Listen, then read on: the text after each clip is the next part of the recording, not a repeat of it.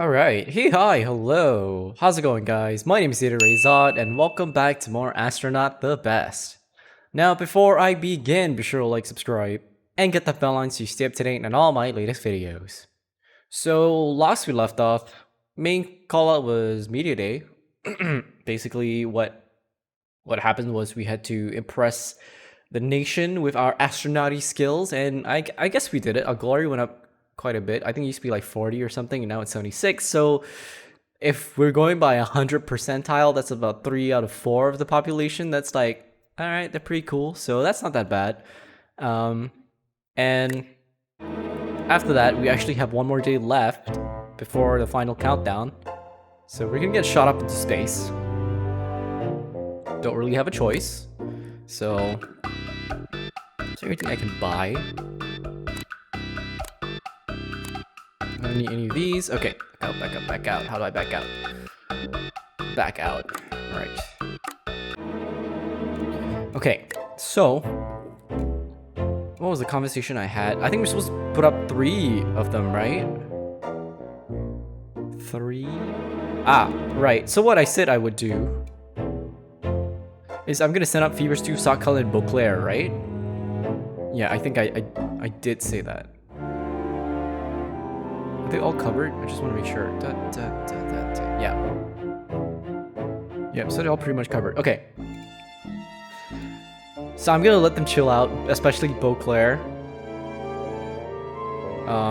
Because I'm not sure. I think, like, if we're going by the example of Media Day where we had to do the astronaut simulation, the more stressed out you are, the more problems you're gonna have on the space launch. So I think no training for them, because they're all pretty stressed out. Well, not all of them, but I don't want to stress them out anymore. Patternstein, I could stress him out because he's not going. So what I'm gonna do is y'all can rest except Patternstein.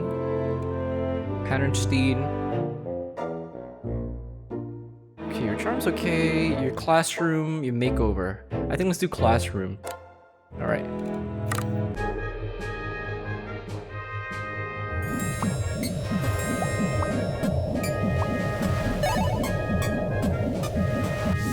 All right. Nifty. Stress went down. Stress went down. Still a little bit high, but you know, it's okay. Can't really do much about that. Just so you know, this talk is regarding a certain promise. You promised to improve your procedure by a total of 10 points. When you started, your astronauts had 14 total procedure points. They now have 28. That's a change of 14 points. Just so you know, your program has amassed enough knowledge to earn the favor of the Great Book. In terms of a great certain promise has been fulfilled. This will not be forgotten, just so you know. You can give me like monetary funds? Nope, of course not. Astronauts will be judged. Oh, here to go. Hello, everyone. It's your big day, Doc. It would not be a sinful exaggeration to say that this is the most critical moment in modern Flostrian history. Ensure that your astronauts are fully prepared for launch, then join us in the mission control bunker. Oh shit, here we go. It's like, hey, is there anything you can buy to help them out? Nope. Of course not. Well, whatever. Okay, wait, let's check out obligations first.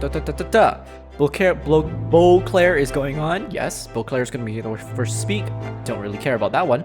And we're going to have to hold a seance in space. So, I guess, frick, let's do it. Alright.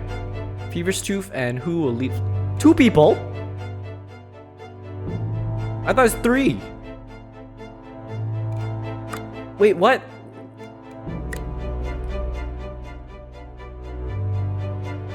Wait, I thought they said 3.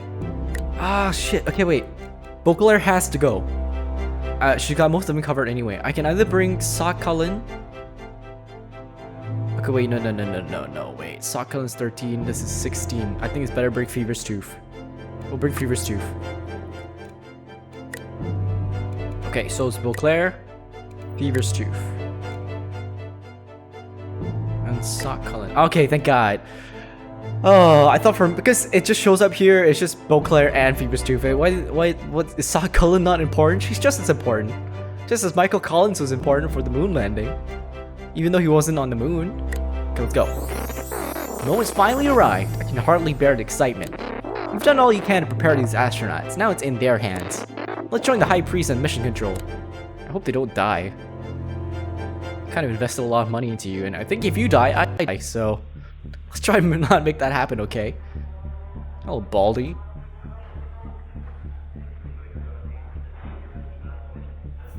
Oh, shuckles.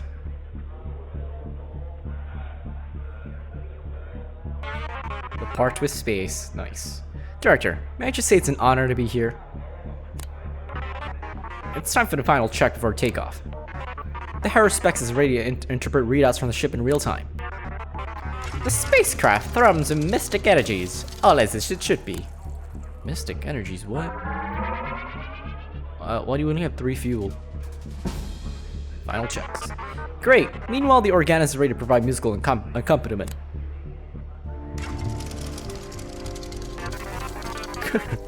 The weather is fog. Conditions are more or less fair. Fog sucks. Oh, High Priest of Flostria, is there anything I missed? Remember how you said you would hold a seance in space? I can't wait. Alright, we'll be keeping your promise to Starnet that Imogen Beauclair be aboard the shuttle. Yep. Mongoose smiles in the presence of Beauclair. Mongoose has seen that you have followed his path. As long as you do so, you will have his protection. Just so you know, I overheard Imogen Beauclair say you promised her a privilege of singing the first line in space. I remember. Well then, that's a complete report. Do you want to go ahead to launch? Yes. Why? Oh, it's foggy though. I mean, we gots to, right? Go. We are go. Courageous decision. Let's all try our best to launch a space rocket. First, our astronauts will board the capsule. Enter capsule. Alright. In we go. I'm sure you knew that this launch would be televised worldwide, right? I wonder what the all-seeing eyes say about our heroes. Beautiful viewers all worldwide, you're just in time to join us for a beautiful moment. Flostrian astronauts are now climbing aboard the heavenly conveyance, which they will navigate to the realms beyond this world. Holly, could you tell us more about our Flostrian heroes? And may his doing so be my utmost delight. Bravely blazing the way leads Imogen Beauclair. While she has no shortage of qualifications, perhaps most impressive is that she was once promised to say the first line in space. Next up, Genevieve Sock-Cullen boards with dignity and style. Though Sock-Cullen's broad range of skill, she specializes in fitness. Genevieve Sock-Cullen's jealous over Fever's charm prowess and has become upset. You're joking. Oh, frick-a-frag. Finally, Cecil Feverstoof steps forward to represent Flostria. Feverstoof has already been gaining fans for a remarkable procedure. There you have it, the brilliant souls who will write the next chapter in our little planet's history. Historic! I was really excited about this, huh? Oh, before we take off, the astronaut should perform one final safety check. Which astronaut should lead the inspection? What do you need? Oh, you need procedure, eh? It's gotta be Feverstoof, no? Oh my god, can... 10%? What the heck? Let's... What? Challenge is 17? Oh, frick. I don't think she will.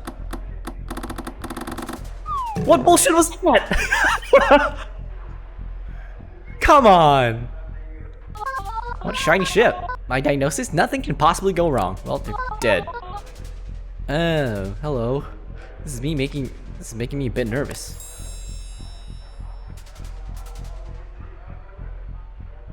Avoid pissing her pants. Nope, she can't. Because the odds are low. And apparently the wheel is skewed as well. Whatever. I kinda had an accident. Fluid seeps into electrical equipment in the spacesuit, causing it to short and spark. In the oxygen-dense atmosphere of the capsule, the spark quickly spreads into a raging fire. Oh, perfect. Maybe not the best start, but the sensors show the ship can still theoretically reach space. Alright, it's time for the countdown. 10, 9, 8, 7, they only got 1 life left. I think they're done. So am I. 1. We have liftoff. We have ignition. With a wave of sound, the ship rumbles and flares to life. Shoo. Lift off. Moving. The ship is moving. Hey, which astronaut was the pilot again? Gotta be Beauclair. 3%. You know what? I don't understand. Are we supposed to fail? There's no way I could have trained them so high.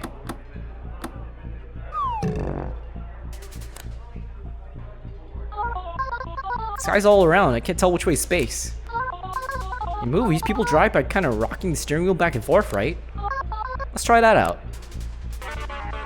It's going kind of sideways. I think it hit a tree. Yeah, they're all dead. Oh, half a life? Oh, right. Space is that way. I got this now. If your astronauts leaving the atmosphere, they'll be exposed to space and starlight. I wonder what will happen. Huh. The readouts aren't showing anything unusual. Guess space isn't too weird. The ship's incredible acceleration is all the astronauts straining against their seats. Can Imogen Beauclair's stomach bear the acceleration? No! Apparently not. They're all dead. Yep, there you go. Critical failure. Dude, this has to be skewed, right? This has to be a joke. Ugh, vomiting. It's trapped on my helmet. What do I do? What do I do? Imogen Beauclair fainted out of panic and grossed outness. Not be able to help with the rest of the mission. Well, she's dismissed. Well, finally, the ship breaks free of the atmosphere and enters the beauteous void of space. Looking out the window, the astronauts see their planet from space for the first time. Beautiful sight, but also terribly sublime. Planet framed against its inky backdrop reminds the crew that mankind is crushingly alone and insignificant beneath the weight of the world. Void. Oh, balls. Space achieved. We've officially reached space. That means one of your astronauts can see the first line in space to be broadcast across the world. Who do you trust with such an important task? You know what? Beauclair's out. I don't have a choice. You. Because your charm's the best. Not if you were to speak freely, I guess. You know what? This has to be a huge joke, right? That wheel is skewed. This is kidding. You're joking. I'm in space. How about that? Life can be, you know, pretty much weird, huh? And an historic moment. Let's see how the people of Floster react. Good on that last, showing that even the worst speakers among us can become heroes. Still, I can't help hoping when they write the history books they use some creative license to that line. Vile. Well then, we're in space. I guess we've technically accomplished what we set out to do. That can't be all, can it? We're in space. We should do some space stuff.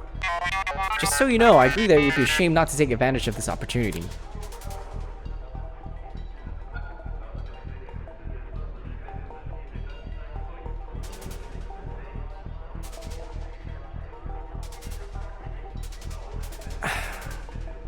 If I say let's keep going, they're gonna die. 100%. That's enough. I know I said I owe her a seance, but I don't think they're gonna make it. Re-entry, yeah, they're not gonna make it. At long last, the heavenly conveyance nears earthly origin swiftly descends. As soon as the ship encounters the friction of the atmosphere, doors pop open. What? That can't be right. Make sure doors sealed is the most basic part of any pre-flight safety check. With the door ajar, nothing stands between the astronauts and being instantly sucked into the frigid atmosphere. They're all dead. Astronauts tumble out of the plummeting vessel as seeds from an impossibly fast dandelion. Well, no sense in dwelling whose fault this was. It's a good thing our astronauts all have parachutes. They do have parachutes, right? I have a parachute, turns out. I gotta open it. She's not gonna make it. Whatever. This is such a skewed game. Look at that. So it doesn't matter. Found the cord, but I don't know where to plug it in. Pull it, bro. Pack remains stubbornly unopened. Fever Stoof impacts our home planet at terrifying speed. Yep. Whatever. I remember my parachute, I think. No, she didn't. She's dead too.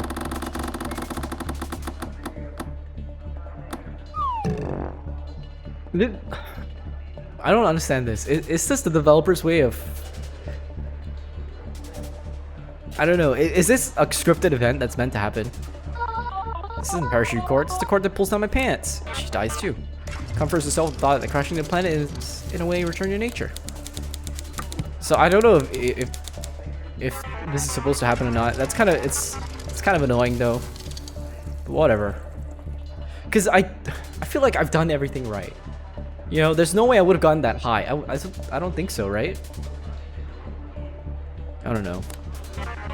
No one left to pilot. The craft drifts aimlessly deeper into space. Oh, there we go. One day long after everyone in his room is dead, we pulled him to star and incinerated. I know you're dead. Jesus. Well, that's that, I suppose. Director, I believe this brings our excursion to a close. Sleep well. For tomorrow, we discuss whether your charges met our expectations. Dude, that has to have been scripted. No freaking way. Only one thing is needed to complete Flosher's first successful space launch: celebration. Today we join together in a grand parade to celebrate the first's accomplishment. A delightful throng has gathered to cheer our heroes forth. Let's get right to the action. First up, the brave, bench-warming souls support our spacefarers from the sidelines. Yep, just you.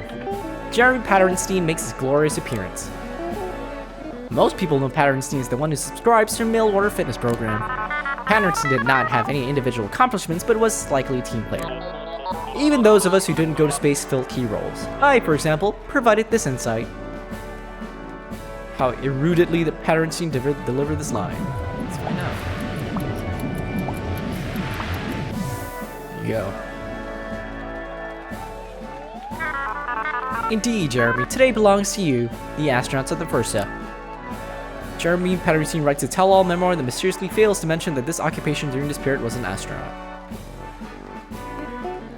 With that, it's time to honor the astronautical heroes who led Flosher to the very stars.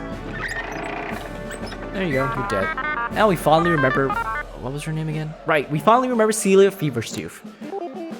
If we had to describe Feverstoof briefly, you might note how she was simply forgettable looking. Despite being a space cadet, she's perhaps best known for when she caused a cabin fire by peeing her spacesuit. Yep. Some may also remember when she muffed the first words spoken by humanity in space. Feverstoof's death might be called unfortunate when she suffered a fatal fall after forgetting how to use a parachute. It's a lot of glory gone. I'm sure that all of us remember Imogen Beauclair. If we had to describe Beauclair briefly, we might note how she had a cool hat. Viewers might best remember when she shone brightly at a run through the Versa's famed flight simulator. Also, she was promised to stay the first line in space. However, her time is not without controversy. She once failed to contribute during launch due to puking herself unconscious. Some may also remember when she helmed a rocky takeoff. God damn. Genevieve Sokol. I'm sure that all of us remember Genevieve Sokol. Many remember Sokol as an astronaut who was socially insecure. Sokol died under unfortunate circumstances when she suffered a fatal fall after forgetting how to use a parachute. Here comes an early critic of the Versa, comedian Tessa Kaiser-Bjorn. The crowd is certainly letting him know how they feel. Haha, I'll never say sorry for mocking your bad space program. Space is a butt place, am I right? Viewers, he is not right. Tessa Kaiser-Bjorn's mockery of the Versa proves so far off the mark that his home nation of Vladagard disowns him, calling him a hurtful Vladagari stereotype unsuitable to be seen in public. The all-seeing eye open is judging the more critical and challenging outsider voices, confident that if any are ever wrong, they would be similarly mocked unto oblivion. Now here, join in celebration of the High Priest of Flosher themselves! Congratulations, I guess. Going into space is great and all, and I should definitely be excited about it. Oh yeah, first is great. Buy a polar shirt or a plastic rocket and show some devotion to your country. Just so you know, the first success will be written as one of history's greatest days. Paved the way for a better Flosstria, just so you know. After receiving such support of the first and the Flostrian people, Rulu was able to discover the fabled sixth science. In an historical discovery, Flostrian scientists determined that if you write down the first letter of all the sciences, it spells the meaning of life. Wow. Through the heroes of the first, Mongoose' light can reach the stars themselves and protect the whole universe from serpents. First succeeded in the eyes of many. For Flosstria, we must congratulate them. It's at the end of the game. Sadly, that brings our classic day of celebration to its close. The future of the first looks bright, doesn't it? Can only wonder if what will become its director. Just so, Ignaeus. The High Priest will certainly be speaking of that lucky luminary tomorrow. Remarkable viewers, regardless of what the future brings, let's take this evening to celebrate. But don't touch that dial, because how much for that teacup is up next on FBC 1. That can't be the end of the game, right? That has to be scripted. There's no way I could have won that. We have convened today for the most holy purpose of judging the Flostrian Royal Space Academy. And its director. Director, the five have determined the fate of you and your program. Now we must tell you that fate. Well, I got 3 of you to love me, so... Now let's start by talking about the future of the space program. In other words, the future of the Versa comes down to one question. Why should we bother going back to space? In trying to justify the space program's continued existence, a single mildly persuasive reason stood out. Though that may be overstating things, just so you know. Just so you know, we may have reached space, but that alone is not justification for further space travel. Even so, some odd Flostrians might want to go to space merely for the experience, just so you know. However, there were also reasons that we should not return to space. Our astronauts did not return from the mission, proving that space travel is an extraordinary risk. Taking all this into consideration, we have rendered our most sacred and sensible verdict. First, let's hereby cancel and disavow. Not only does the Versa not exist, it never did exist. Any mention of Flostrian space mission or space program will be considered high heresy. After this meeting at least, it might get confusing if we couldn't mention the Versa in the next couple of minutes. Director, surely you can see how it would be best for your accomplishments of this past month to be erased from history. Now, we have tried to separate in our minds your performance from the futility of space travel. Even though the Versa is gone, there might still be a place for you. Of course, the most important factor is the glory your program brought to Flostria. Demoted. Well, at least I wasn't executed. Based solely on your reputation, we expect that you might end up with a clerical job at an inconsequential agency. However, certain factors suggested our judgment of your standing. You succeeded at your primary objective by preparing astronauts to successfully reach space. Of course, simply reaching the unknown would be the bare minimum of success in that objective. You did not ensure the safety of your charges, instead all of them died or met questionable fates in space. Okay. Now, Director, Circle 5 will render sacred and sensible judgment onto you. You are fired. Your performance is not acceptable for an employee of the Flostrian government. You will not receive any severance, however, you will not receive any further punishment. Just so you know, you managed to thread the line between incompetence and treason. It's quite rare that the 5 simply terminate a servant, instead of something more drastic, just so you know. See, it's not all bad. You can go get another job. Oh, I know, you can live the beautifully simple life of an honest peasant. You're no longer Director Versa. Play out your office and repent. 5 have spoken. This is our judgment. Dude, that can't be the end. I thought you said you'd protect me.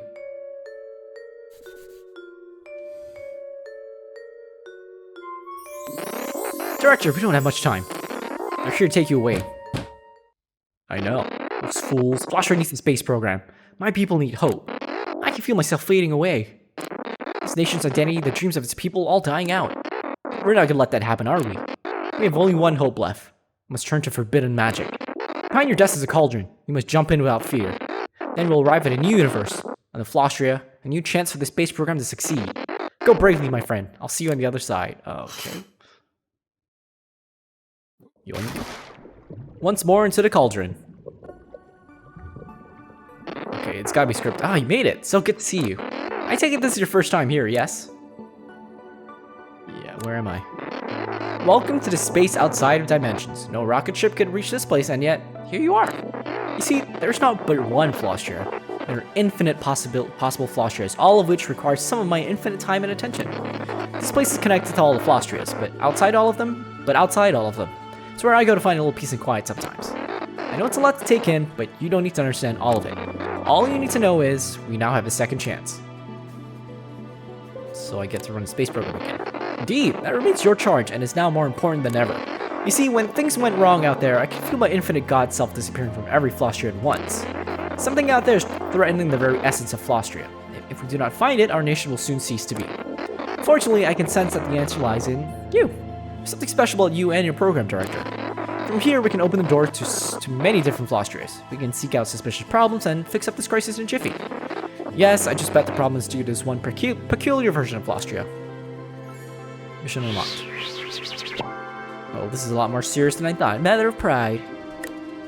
It's not just a space program. Yes, every time you train your astronauts for space travel, you will have an additional mission to overcome. The only way we can move closer to solutions is by succeeding at this new mission, and any others you might find. However, new universes don't only herald new challenges, they also bring about fabulous prizes. The more glory you gain for Flostria, the more I gain the power to bring about changes. We can visualize the power as lion coins. Let's see how many you've earned so far. 73, okay. All the glory you've ever gained goes towards lion coins, even if you lose it later.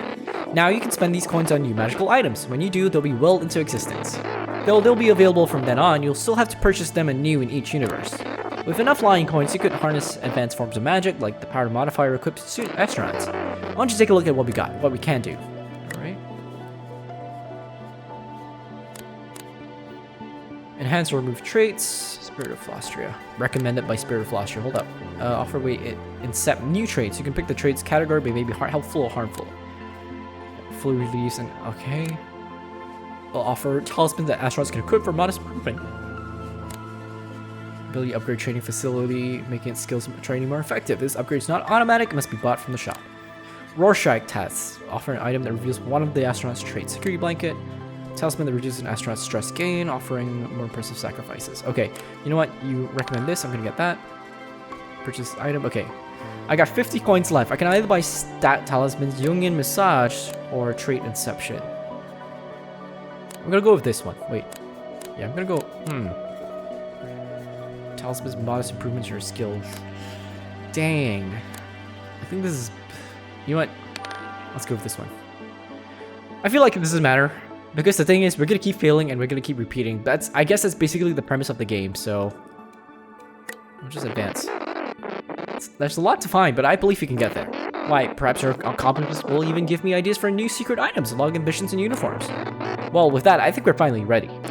Just choose to start a new mission and embark on a new desk-bound adventure. I'll see you in the next universe, my friend. Can I pick what universe? No. Oh, I can? Oh, I just have to pick new mission. Goat's larder, yeah. So 205. Yeah, that's a new one then.